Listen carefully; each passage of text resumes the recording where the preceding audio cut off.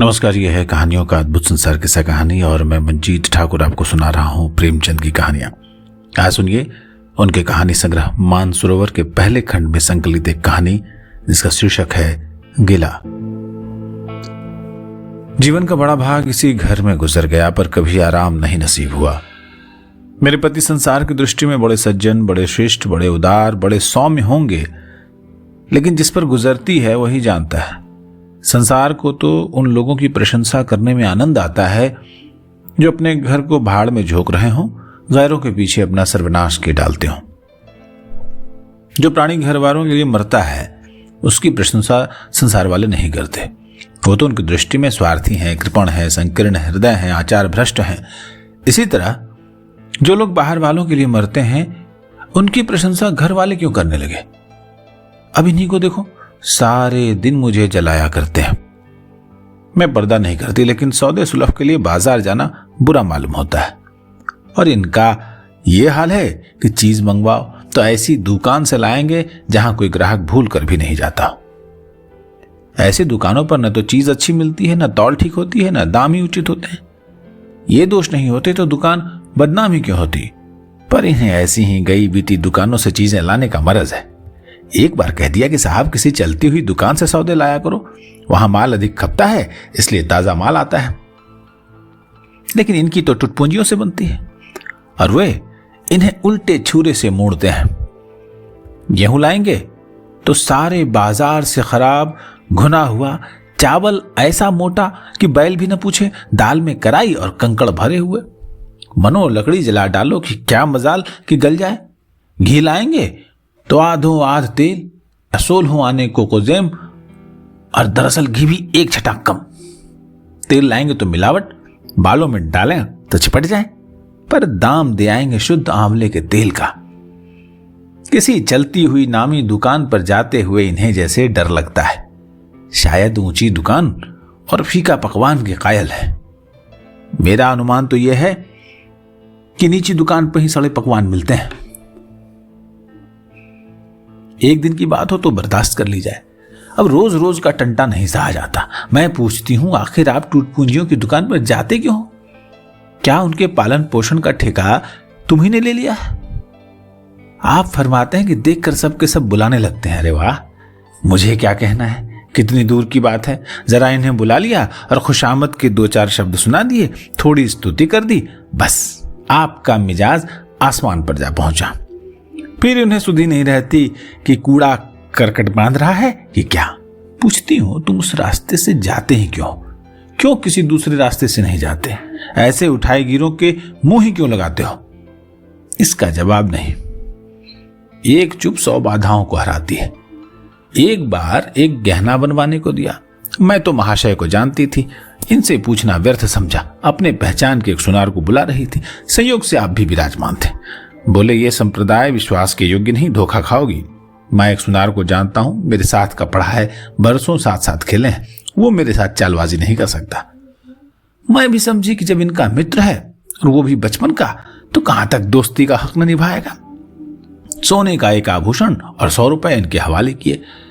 इन भले मानस ने वो आभूषण और 100 रुपए न जाने किस बेईमान को दे दिए कि बरसों के झंझट के बाद जब चीज बनकर आई तो 8 आने तांबा और इतनी बद्दी की देखकर घिन लगती थी। बरसों की अभिलाषा धूल में मिल गई, रो पीट कर बैठ रही। ऐसे ऐसे वफादार तो इनके मित्र हैं जिन्हें मित्र ही की गर्दन पर छुरी फेरने में संकोच नहीं है। इनकी दोस्ती भी उन्हीं लोगों से है जो जमाने भर के जट्टू, गिरहकट, लंगोटी में भाग खेलने वाले फाके मस्त हैं, जिनका उद्यम ही इन जैसे आंख के अंधों से दोस्ती गांठना है। नित्य ही एक न एक महाशय उधार मांगने के लिए सिर पर सवार रहते हैं और बिना लिए गला नहीं छोड़ते। मगर ऐसा कभी न हुआ कि किसी ने रुपए चुकाया हो। आदमी एक बार खोकर सीखता है, 2 बार खोकर सीखता है, लेकिन ये भले मानस 1000 बार खोकर भी नहीं सीखते। जब कहती हूं रुपए तो दे आए, अब मांग कर क्यों नहीं लाते? क्या मर गए तुम्हारे वो दोस्त? आप तो बस बगलें झांक कर रह जाते हैं। आपसे मित्रों को सूखा जवाब नहीं दिया जाता। खैर, सूखा जवाब न दो। मैं भी नहीं कहती कि दोस्तों से भय मुरब्बती करो, मगर चिकनी चुबड़ी बातें तो बना सकते हो, बहाने तो कर सकते हो। किसी मित्र ने रुपए मांगे और आपके सिर पर बोझ पड़ा। बेचारे कैसे इनकार करें, आखिर लोग जान जाएंगे कि नहीं कि ये महाशय भी कुक्कल ही हैं। इनकी हवीस ये है कि दुनिया इन्हें संपन्न समझती रहे, चाहे मेरे गहने ही क्यों न गिरवी रखने पड़े। सच कहती हूं, कभी कभी तो एक एक पैसे की तंगी हो जाती है और इन भले आदमी को रुपए जैसे घर में काटते हैं। जब तक रुपए के वारे न्यारे न कर लें इन्हें चैन नहीं। इनकी करतूत कहां तक गाऊं, मेरी तो नाक में दम आ गया। एक न एक मेहमान रोज यमराज की तरफ सिर पर सवार रहते हैं। न जाने कहां के बेफिक्रे इनके मित्र हैं। कोई कहीं से आ मरता है, कोई कहीं से। घर क्या है, अपाहिजों का अड्डा है। जरा सा तो घर, मुश्किल से 2 पलंग, ओढ़ना बिछौना भी फालतू नहीं। मगर आप हैं कि मित्रों को निमंत्रण देने को तैयार। आप तो अतिथि के साथ लेटेंगे, इसलिए चारपाई भी चाहिए, ओढ़ना बिछौना भी चाहिए, नहीं तो घर का पर्दा खुल जाए। जाता है मेरे और बच्चों के सिर। गर्मियों में तो खैर कोई मुजायका नहीं, लेकिन जाड़ों में तो ईश्वर ही याद आते हैं। गर्मियों में भी खुली छत पर तो मेहमानों का अधिकार हो जाता है। अब बच्चों को लिए पिंजड़े में पड़ी मैं फड़फड़ाया करूं। इन्हें इतनी भी समझ नहीं कि जब घर की ये दशा है तो क्यों ऐसे मेहमान बनाए जिनके पास कपड़े लत्ते तक नहीं है। और ईश्वर की दया से इनके सभी मित्र इसी श्रेणी के हैं। एक भी ऐसा माई का लाल नहीं जो समय पड़ने पर धेले से भी इनकी मदद कर सके। 2 बार महाशय को इनका कटु अनुभव, अत्यंत कटु अनुभव हो चुका है, मगर जड़ भरत ने आंखें न खोलने की कसम खा ली है। ऐसे ही दरिद्र भट्टाचार्यों से इनकी पटती है। शहर में इतने लक्ष्मी के पुत्र हैं, पर किसी से आपका परिचय नहीं। उनके पास जाते इनकी आत्मा दुखती है। दोस्ती गांठेंगे ऐसे से जिनके घर में खाने का ठिकाना नहीं। एक बार हमारा कहार छोड़कर चला गया और कई दिन कोई दूसरा कहार नहीं मिला। किसी चतुर कुशल कहार की तलाश में थी, लेकिन आपको जल्द से जल्द कोई आदमी रख लेने की धुन सवार होगी। घर के सारे काम पूर्ववत चल रहे थे, पर आपको मालूम हो रहा था कि गाड़ी रुकी है। मेरा जूठे बर्तन मांजना और अपना साग भाजी के लिए बाजार जाना इनके लिए असह्य हो उठा। एक दिन जाने कहां से एक बागड़ू को पकड़ लाए। उसकी सूरत कहे देती थी कि कोई जांगलू है, मगर आपने उसका ऐसा बखान किया कि क्या कहूं।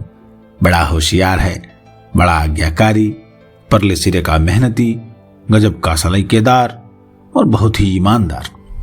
खैर, मैंने रख लिया। मैं बार बार क्यों इनकी बातों में आ जाती हूं, इसका मुझे स्वयं आश्चर्य है। ये आदमी केवल रूप से आदमी था, आदमियत के और कोई लक्षण उसमें नहीं थे। किसी काम की तमीज नहीं, बेईमान नहीं था, लेकिन गधा था, अव्वल दर्जे का। बेईमान होता तो कम से कम तस्कीन तो होती कि खुद खा जाता है। अभागा दुकानदारों के हाथों लुट जाता था। 10 तक की गिनती उसे नहीं आती थी।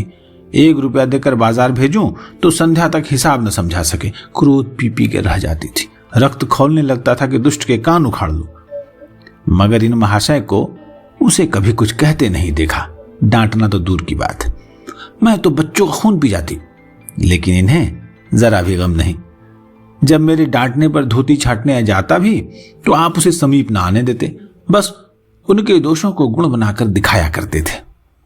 मूर्ख को झाड़ू लगाने की तमीज नहीं थी। अरे मर्दाना कमरा ही तो सारे घर में ढंग का कमरा है। उसमें झाड़ू लगाता तो इधर की चीज उधर, ऊपर की चीज नीचे, मानो कमरे में भूकंप आ गया। और गर्द का यह हाल कि सांस लेना कठिन। पर आप शांतिपूर्वक कमरे में बैठे हैं जैसे कोई बात ही नहीं।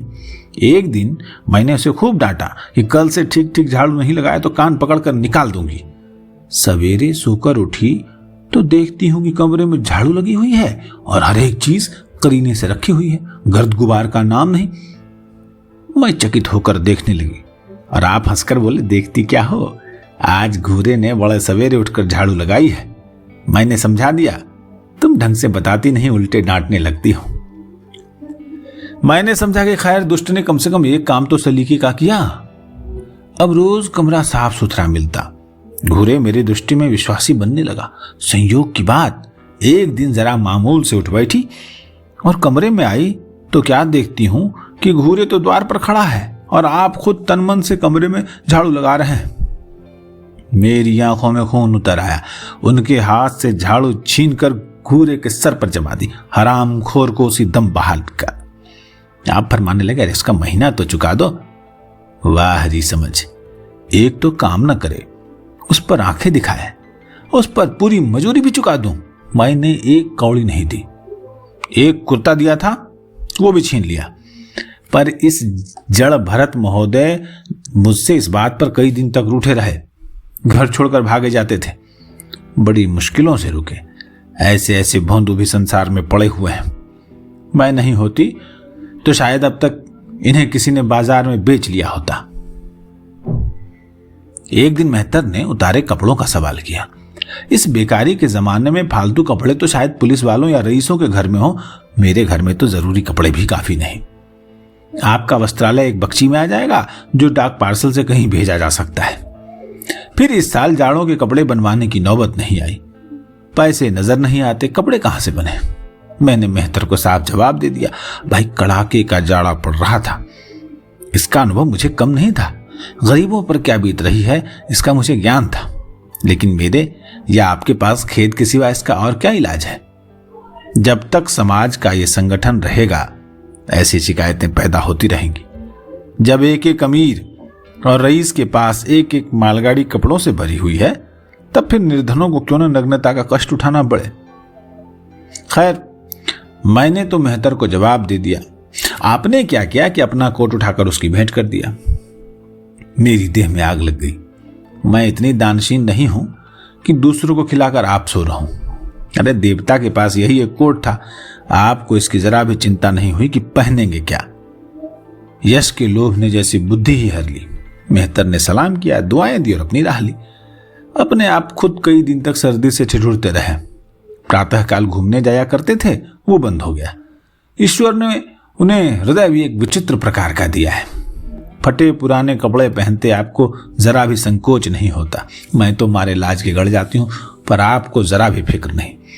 कोई हंसता है तो हंसे, कोई हंसता है तो हंसे आपकी बला से। अंत में जब मुझसे देखा नहीं गया तो एक कोट बनवा दिया। जी तो जलता था कि खूब सर्दे खाने दो, पर डरी कि कहीं बीमार ना पड़ जाए, नहीं तो और बुरा हो जाएगा। आखिर काम तो इन्हीं को करना है। महाशय दिल में समझते होंगे कि मैं कितनी उसेल हूं और वो कितने विनीत, कितने परोपकारी हैं। शायद उन्हें इस बातों का गर्व हो। मैं इन्हें परोपकारी नहीं समझती, न विनीत ही समझती हूं। ये जड़ता है, सीधी साधी निरीहता। जिस मेहतर को आपने अपना कोट दिया, उसे मैंने कई बार रात को शराब के नशे में मस्त झूमते देखा है और आपको दिखा भी दिया है। तो फिर दूसरों की विवेकहीनता की परोती हम क्यों करें। अगर आप विनीत और परोपकारी होते तो घर वालों के प्रति भी आपके मन में कुछ उदारता होती, या सारी उदारता बाहर वालों के लिए सुरक्षित है। घर वालों को उसका अल्पांश भी नहीं मिलना चाहिए क्या। मेरी इतनी अवस्था बीत गई, पर इस भले आदमी ने कभी अपने हाथ से मुझे एक उपहार भी नहीं दिया। बेशक मैं जो चीज बाजार से मंगवाऊं उसे लाने में इन्हें जरा भी आपत्ति नहीं, बिल्कुल उज्र नहीं, मगर रुपए मैं दे दूं ये शर्त है। इन्हें खुद कभी ये उमंग नहीं होती। मैं ये मानती हूं कि बेचारे अपने लिए भी कुछ नहीं लाते। मैं जो कुछ मंगवा दूं उसी पर संतुष्ट हो जाते हैं, मगर आखिर आदमी कभी कभी शौक की चीजें चाहता ही है। अन्य पुरुषों को देखती हूं, स्त्री के लिए तरह तरह के गहने, भांति भांति के कपड़े, शौक श्रृंगार की वस्तुएं लाते रहते हैं। यहां व्यवहार का निषेध है। बच्चों के लिए भी मिठाइयां, खिलौने, बाजे शायद जीवन में एक बार भी न लाए होंगे, शपथ सिखा ली है। इसलिए मैं इन्हें कृपण कहूंगी और रसिक कहूंगी, हृदय शून्य कहूंगी, उदार नहीं कह सकती। दूसरों के साथ इनका जो सेवा भाव है उसका कारण है इनका यशलोभ और व्यवहारिक अज्ञानता। आपके विनय का यह हाल है कि जिस दफ्तर में आप नौकर हैं उसके किसी अधिकारी से आपका मेल जोल नहीं। अफसरों को सलाम करना तो आपकी नीति के विरुद्ध है। नजर या डाली तो दूर की बात है, और तो और कभी किसी अफसर के घर नहीं जाते। अब इसका खामियाजा आप नहीं उठाएंगे तो कौन उठाएगा। औरों को रियायती छुट्टियां मिलती हैं, आपको कोई पूछता भी नहीं। हाजिरी में 5 मिनट की देर हो जाए तो जवाब पूछा जाता है। बेचारे जी तोड़कर काम करते हैं। कोई बड़ा कठिन काम आ जाता है तो इन्हीं के सिर मढ़ा जाता है, इन्हें जरा भी आपत्ति नहीं। दफ्तर में इन्हें घिस्सू पिस्सू पता नहीं क्या क्या उपाधियां मिली है, मगर पढ़ाओ कितना ही बड़ा मारे, इनके भाग्य में वही सूखी घास लिखी है। ये विनय नहीं है, स्वाधीन मनोवृत्ति भी नहीं है। मैं तो इसे समय चातुरी का अभाव कहती हूँ, व्यावहारिक ज्ञान की क्षति कहती हूँ। आखिर कोई अफसर आपसे प्रसन्न क्यों हो? इसलिए कि आप बड़े मेहनती हैं। ये दुनिया का काम मुरव्वत और रवादारी से चलता है। अगर हम किसी से खिंचे रहें तो कोई कारण नहीं कि वो हमसे खिंचा रहे। फिर मन में क्षोभ होता है तो वो दफ्तरी व्यवहारों में भी प्रकट हो ही जाता है।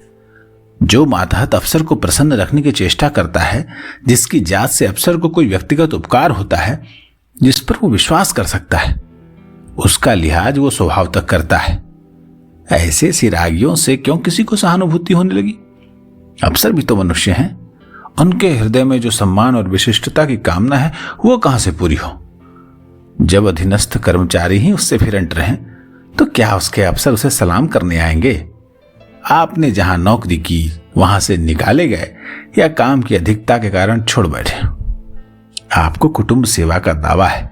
आपके कई भाई भतीजे होते हैं, वो कभी इनकी बात भी नहीं पूछते।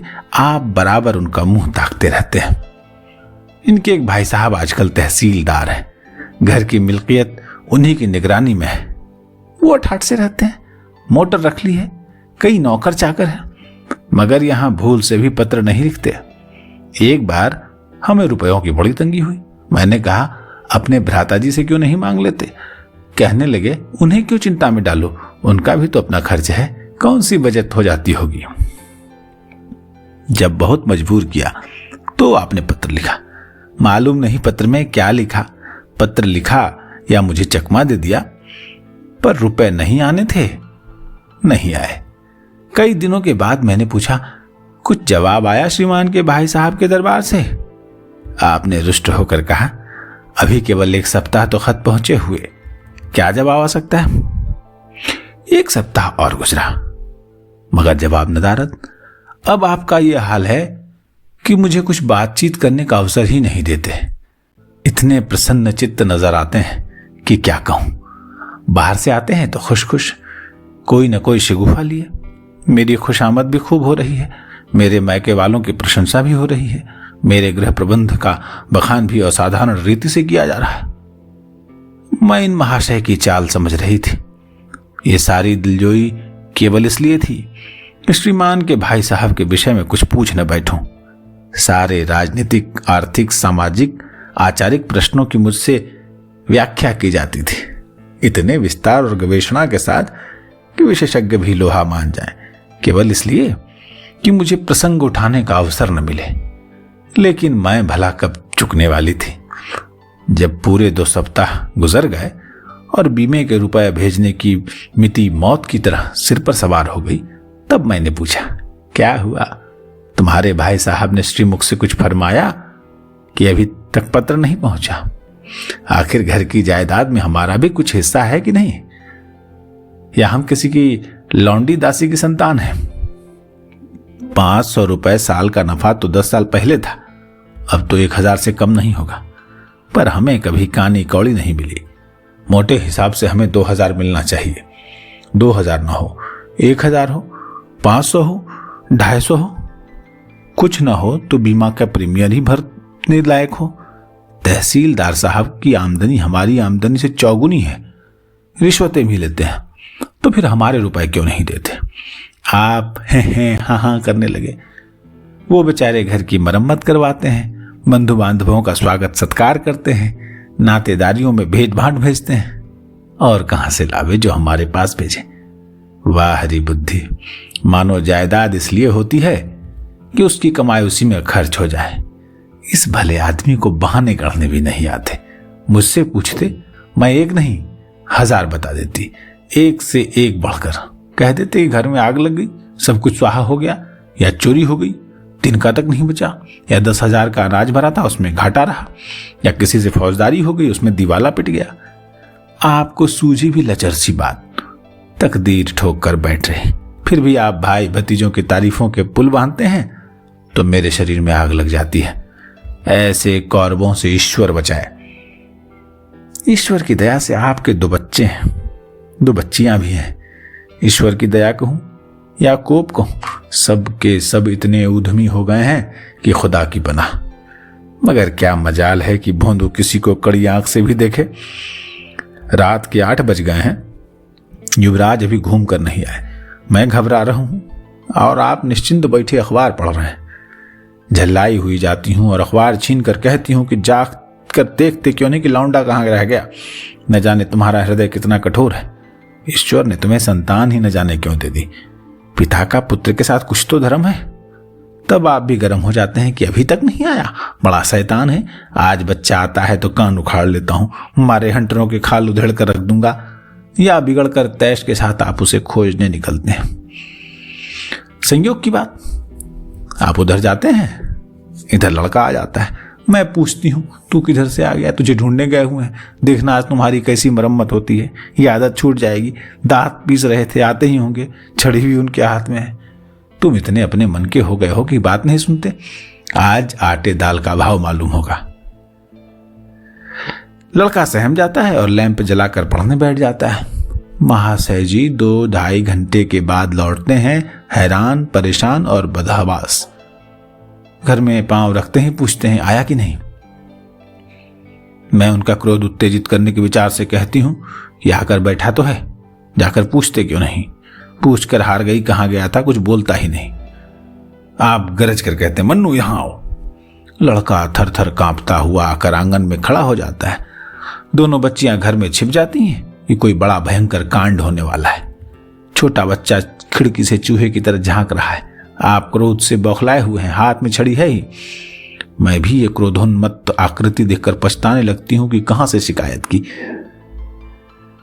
आप लड़के के पास जाते हैं, मगर छड़ी जमाने के बदले आहिस्ते से उसके कंधे पर हाथ रखकर बनावटी क्रोध से कहते हैं कहां आए थे जी, मना किया है ना, मानते नहीं हो। खबरदार, जो अब कभी इतनी देर होगी। आदमी शाम को अपने घर आता है या मटर गश्ती करता है। मैं समझ रही हूं कि यह भूमिका है, विषय अब आएगा। भूमिका तो बुरी नहीं, पर यहां तो भूमिका प्रीति हो जाती है। बस आपका क्रोध शांत, बिल्कुल जैसे क्वार का घटा घोर घेर घार हुआ, काले बादल आए, गड़गड़ाहट हुई और गिरी क्या 4 बूंदे। लड़का अपने कमरे में चला जाता है और शायद खुशी से नाचने लगता है। मैं पराभूत हो जाती हूं। तुम तो जैसे डर गए, भला 2-4 तमाचे तो लगाए होते। इसी तरह लड़के शेर हो जाते हैं। तब आप फरमाते कि तुमने सुना नहीं मैंने कितनी जोर से डांटा।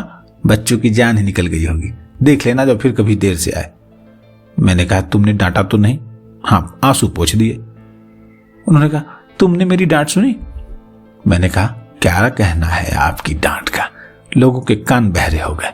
लाओ तुम्हारा गला सहला दो। आपने एक नया सिद्धांत निकाला है कि दंड देने से लड़के खराब हो जाते हैं। आपके विचार से लड़कों को आजाद रहना चाहिए, उन पर किसी तरह का बंधन, शासन या दबाव नहीं होना चाहिए। आपके मत से शासन बालकों के मानसिक विकास में बाधक होता है। इसी का यह फल है कि लड़के बिना नकेल के ऊंट बने हुए हैं। कोई 1 मिनट भी किताब खोलकर नहीं बैठता। कभी गुल्ली डंडा है, कभी गोलियां, कभी कनकौए। श्रीमान जी भी लड़कों के साथ खेलते हैं। 40 की उम्र और लड़कपन इतना। मेरे पिताजी के सामने मजाल थे कि कोई लड़का कनकौआ उड़ा ले या गुल्ली डंडा खेल ले, खून ही पी जाते। प्रातः काल से लड़कों को लेकर बैठ जाते थे। स्कूल से ज्यों ही लड़के आते फिर चले बैठते थे। बस संध्या समय आध घंटे की छुट्टी देते थे, रात को फिर जोत देते। ये नहीं कि आप तो अखबार पढ़ा करें और लड़के गली गली भटकते फिरें। कभी कभी आप सींग कटाकर बछड़े बन जाते हैं, लड़कों के साथ ताश खेलने बैठा करते हैं। ऐसे बाप का भला लड़कों पर क्या रौब हो सकता है। पिताजी के सामने मेरे भाई सीधे ताक नहीं सकते थे। उनकी आवाज सुनते ही तहलका मच जाता था। उन्होंने घर में कदम रखा और शांति का साम्राज्य हुआ। उनके सम्मुख जाते लड़कों के प्राण सूखते थे। उसी शासन की ये बरकत है कि सभी लड़के अच्छे अच्छे पदों पर पहुंच गए। हाँ, स्वास्थ्य किसी का अच्छा नहीं है तो पिताजी का ही स्वास्थ्य कौन सा अच्छा था। बेचारे हमेशा किसी न किसी औषधि का सेवन करते रहते थे। और क्या कहूं, एक दिन तो हद ही हो गई। श्रीमान जी लड़कों को कनकौआ उड़ाने की शिक्षा दे रहे थे। यों घुमाओ, यों गोता दो, यों खींचो, यों ढील दो। ऐसा तन मन से सिखा रहे थे मानो गुरु मंत्र दे रहे हों। उस दिन मैंने इनकी ऐसी खबर ली कि याद करते होंगे कि तुम कौन होते हो मेरे बच्चों को बिगाड़ने वाले। तुम्हें घर से कोई मतलब नहीं है न हो, लेकिन मेरे बच्चों को खराब न कीजिए, बुरी बुरी आदतें न सिखाइए। आप उन्हें सुधार नहीं सकते तो कम से कम बिगाड़िए मत। लगे बगले झांकने। मैं चाहती हूं कि एक बार भी गरज पड़े तो चंडी रूप दिखाऊं, पर ये इतना जल्दी दब जाते हैं कि मैं हार जाती हूं। पिताजी किसी लड़के को मेले तमाशे नहीं ले जाते थे। लड़का सिर पीट कर मर जाए, मगर जरा भी पसीजते नहीं थे। और इन महात्मा जी का ये हाल है कि एक से एक पूछकर मेले ले जाते हैं। चलो चलो, वहां बड़ी बहार है, खूब आतिशबाजियां छूटेंगी, गुब्बारे उड़ेंगे, बिलायती चरखियां भी हैं, उन पर मजे से बैठना। और तो और आप लड़कों को हॉकी खेलने से भी नहीं रोकते। ये अंग्रेजी खेल भी कितने जानलेवा हैं। क्रिकेट, फुटबॉल, हॉकी, एक से एक घातक। गेंद लग जाए तो जान लेकर ही छोड़े। पर आपको इन सभी खेलों से प्रेम है। कोई लड़का मैच जीतकर आ जाता है तो फूल उठते हैं मानो किला फतह करके आया हो। आपको इसकी जरा भी परवाह नहीं कि चोट चपेट आ गई तो क्या होगा, हाथ पांव टूट गए तो बेचारों की जिंदगी कैसे पार लगेगी। पिछले साल कन्या का विवाह था। आपकी जिद थी कि दहेज के नाम पर कानी कौड़ी भी नहीं देंगे, चाहे कन्या आजीवन कुंवारी रहे। यहां भी आपका आदर्शवाद आकूदा। समाज के नेताओं का छल प्रपंच आए दिन देखते रहते हैं, फिर भी आपकी आंखें नहीं खुलती। जब तक समाज की व्यवस्था कायम है और युवती कन्या का अविवाहित रहना निंदास्पद है, तब तक ये प्रथा मिटने की नहीं। 2-4 ऐसे व्यक्ति भले ही निकल आवे जो दहेज के लिए हाथ न फैलावे, लेकिन इनका परिस्थिति पर कोई असर नहीं पड़ता और कुप्रथा ज्यों की त्यों बनी हुई है। पैसों की कमी नहीं, दहेज की बुराइयों पर लेक्चर दे सकते हैं, लेकिन मिलते हुए दहेज को छोड़ देने वाला मैंने आज तक नहीं देखा। जब लड़कों की तरह लड़कियों को शिक्षा और जीविका की सुविधाएं निकल आएंगी तो ये प्रथा भी विदा हो जाएगी, उसके पहले संभव नहीं है। मैंने जहां जहां संदेश भेजा, दहेज का प्रश्न खड़ा हुआ और आपने प्रत्येक अवसर पर टांग अड़ाई। जब इस तरह पूरा साल गुजर गया और कन्या का 17वां लग गया तो मैंने एक जगह बात पक्की कर ली। आपने भी स्वीकार कर लिया, क्योंकि वर पक्ष ने लेन देन का प्रश्न उठाया ही नहीं। हालांकि अंतःकरण में उन लोगों को विश्वास था कि अच्छी रकम मिलेगी और मैंने भी तय कर लिया था कि यथाशक्ति कोई बात उठा न रखूंगी। विवाह के सकुशल होने में कोई संदेह नहीं था, लेकिन इन महाशय के आगे मेरी एक नहीं चली। ये प्रथा निंद्य है, ये रस्म निरर्थक है, यहाँ रुपयों की क्या जरूरत, यहाँ गीतों का क्या काम, नाक में दम था, ये क्यों वो क्यों, ये तो साफ दहेज है, तुमने मुख पर कालिख लगा दी, आबरू मिटा दी। जरा सोचिए इस परिस्थिति को कि बारात द्वार पर पड़ी हुई है और यहाँ बात बात पर शास्त्रार्थ हो रहा है। विवाह का मुहूर्त आधी रात के बाद था। प्रथानुसार मैंने व्रत रखा, लेकिन आपकी टेक थी कि व्रत की कोई जरूरत नहीं। जब लड़के के माता पिता व्रत नहीं रखते तो लड़का तक व्रत नहीं रखता तो कन्या पक्ष वाले ही व्रत क्यों रखें। मैं और सारा खानदान मना करता रहा, लेकिन आपने नाश्ता किया। खैर, कन्यादान का मुहूर्त आया। आप सदैव से इस प्रथा के विरोधी हैं, आज इसे निषिद्ध समझते हैं। कन्या क्या दान की वस्तु है?